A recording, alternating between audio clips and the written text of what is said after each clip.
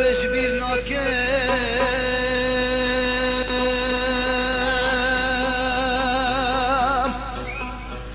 بسعة قاف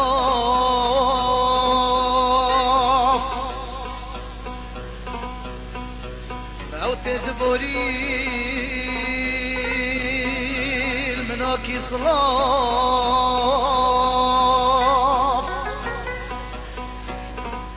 أسويش bir nakem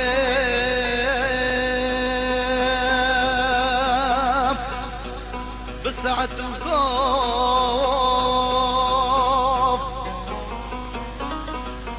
أو تدبري المناكي صلاف سي صلاة وقاح سكران أختم ده هاتاج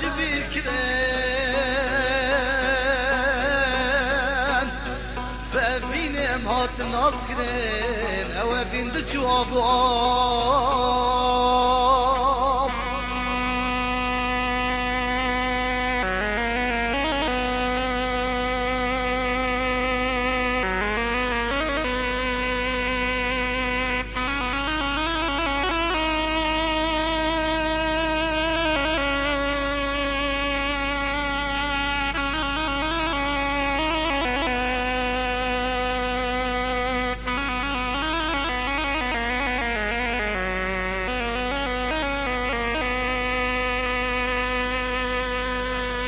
صال كنت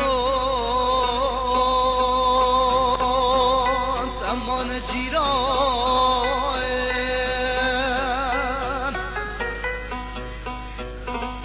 جاش قوام وفكر شباب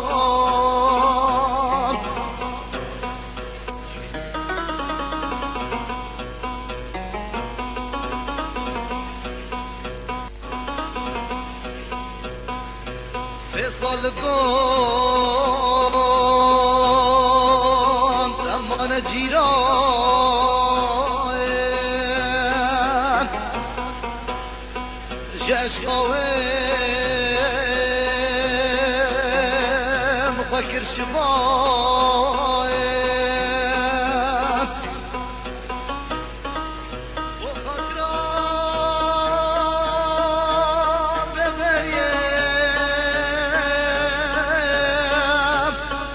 هم بهبرر ولم سركاميم بتشيرو كيفينيش بستينم كان راموساي